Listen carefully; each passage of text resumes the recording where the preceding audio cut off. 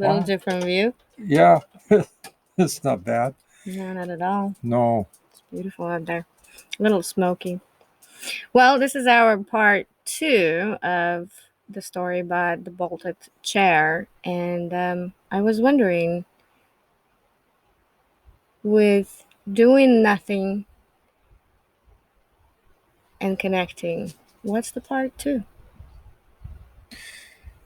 Well, I guess the chair, God, is bolted to the ground, meaning that he absolutely loves you, that he's done all the effort to connect with you. Now, the ball becomes something that's in your court. Mm-hmm. I believe God only asks one question, and it's kind of like a repeat question all day long. He keeps asking the same question. And the question goes something like, "Hey, John, do you love me?" And then God is quiet because he's waiting for my response. You see, all God wants is a relationship. And a relationship is two ways, it's not one way. So God stands in front of me and he asks that question again: "John, do you love me?"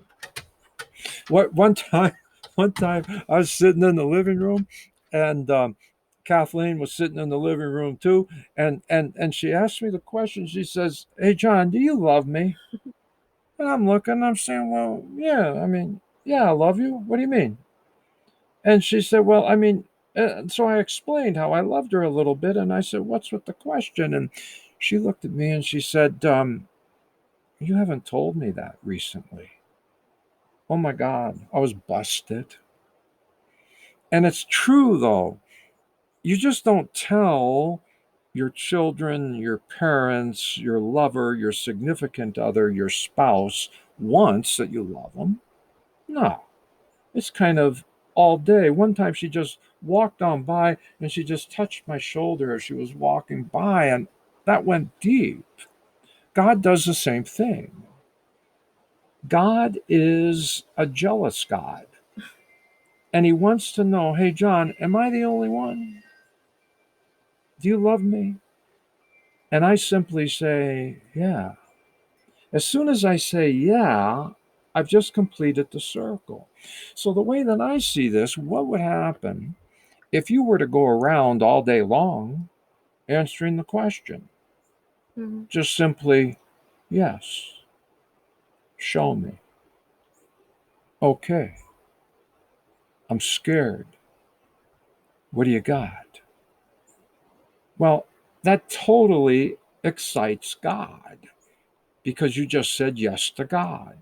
He stands outside the door, if you will, knocking, but God is not a jerk.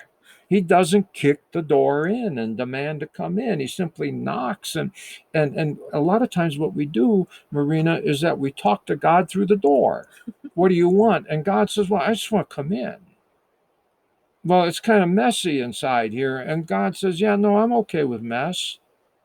I just want to come in. It's kind of cold out here.